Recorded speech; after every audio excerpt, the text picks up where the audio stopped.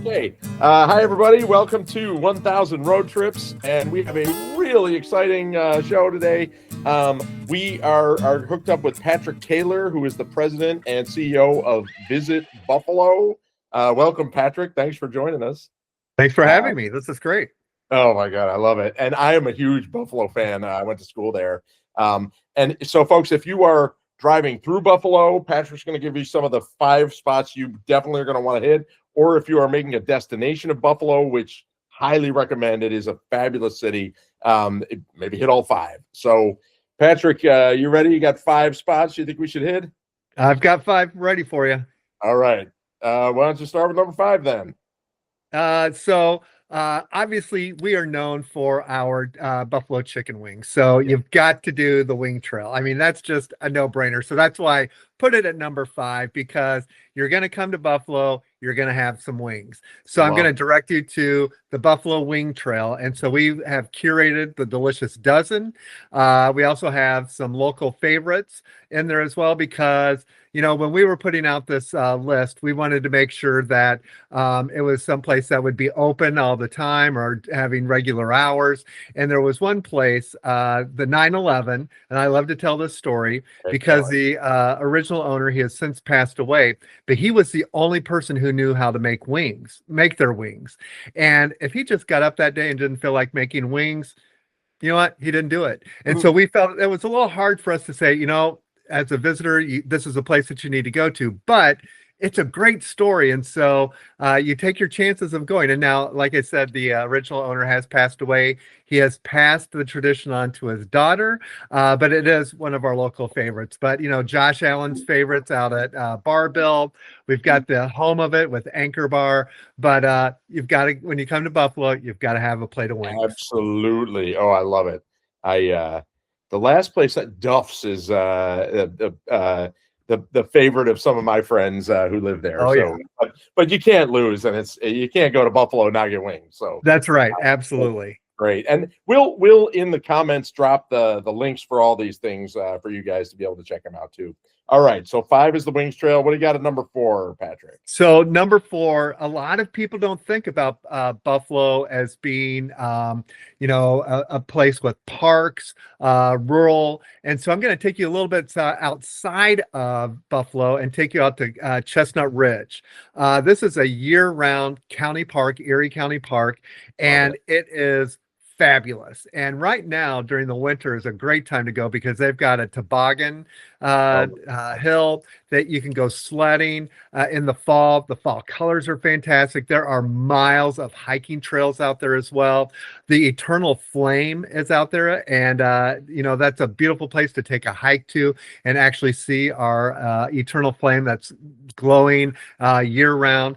But again, for those outdoor enthusiasts, it's not just about being in an urban setting, but you can go about 20 minutes outside of the city and have a fantastic outdoor recreation experience. Love it. Yeah, Buffalo is so just user friendly. I find like you're not going to get mangled in traffic. I live near Philadelphia now, and to get to anywhere outdoors is 40 minutes of swearing to get to a hike, and Buffalo is just. You can get there so quick. It's beautiful. All right. So Chestnut Ridge. How about number 3? What do you got for 3, Patrick? So number 3 is a very special place on the west side of Buffalo, and it's called Stitch Buffalo. And this is a collaborative effort that truly is literally and figuratively weaving our community together. So it is a collective of women who have immigrated to Buffalo and have found a way to make a living for themselves through textiles and either sewing or weaving, and they have classes, they have a shop.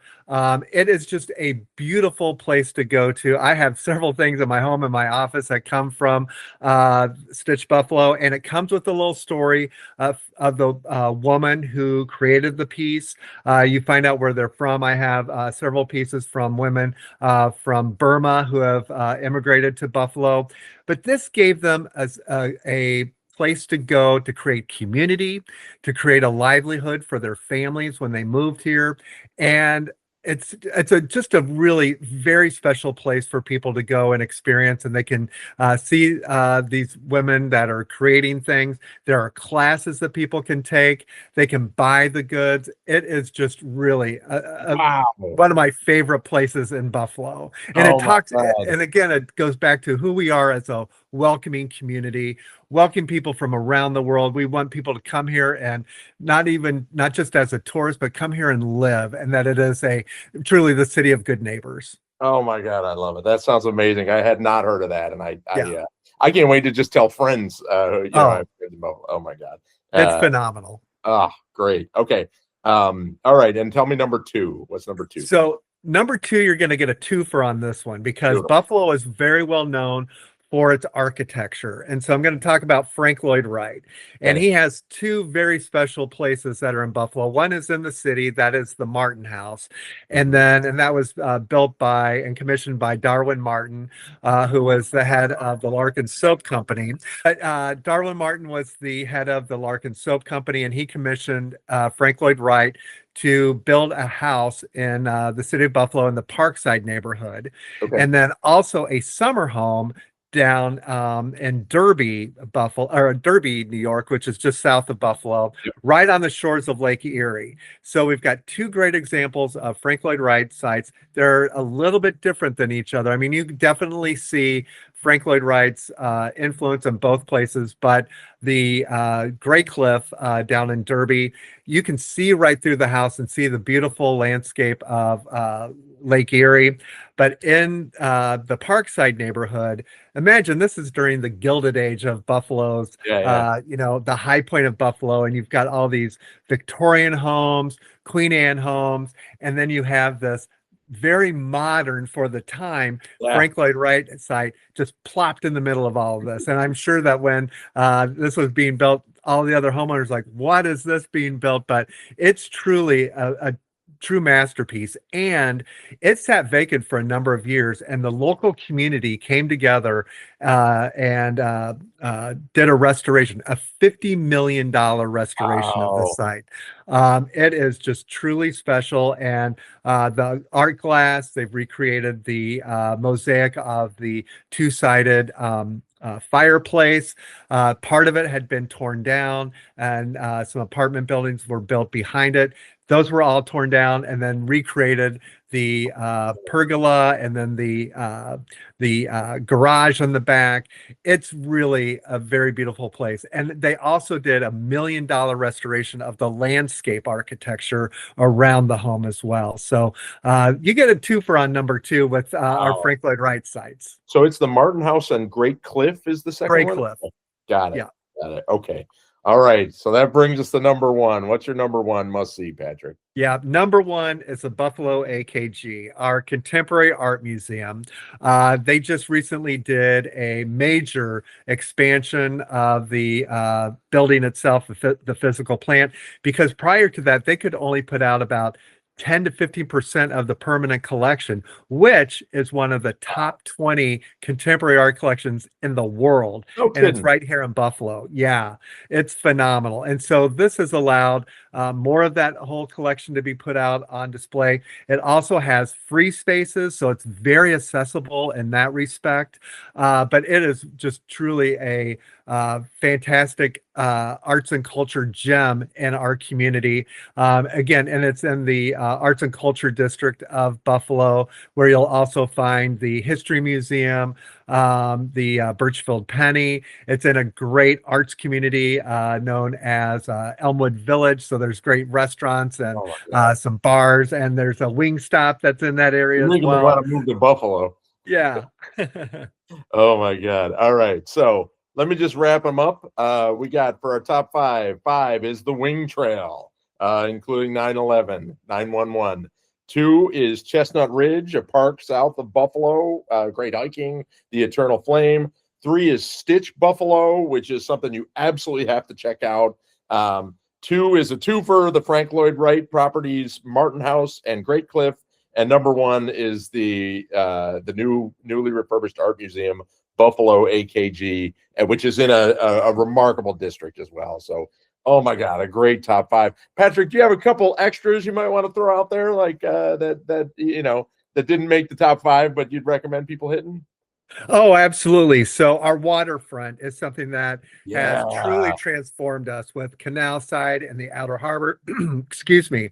That is just that's truly our welcome mat now, because a lot of people, when they think of Buffalo, they don't realize that we are a waterfront city, that we are on the shores of Lake Erie, but also the Erie Canal. Also, another very cool place that's downtown is Buffalo River Works. Now, this is a year-round entertainment, restaurant, bar, fun place to go. It's on the river, downtown Buffalo, Yep. but there's 2 outdoor hockey rinks as well, and you can go curling. They have roller derby during roller derby season. Oh You my can God. also go zip lining in between grain silos. You can rock climb up the side of a grain silo as well. They have concerts. You Oh my. name it, it takes place at Buffalo Riverworks, and it's also very close to the General Mills plant. And so on a great day, you might even get to smell how great Buffalo is, because they are probably making either Cheerios or Lucky Charms. And so that's why we're also known as a great smelling city. That's great. That's great. Oh, love it. All right.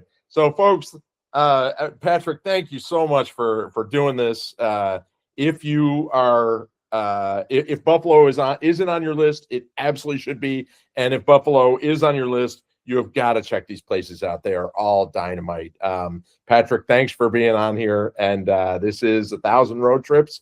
Our goal is to launch 1,000 road trips. So please check out the comments. There's going to be tons of links to all these places, and get out there on the road, everybody. Thanks.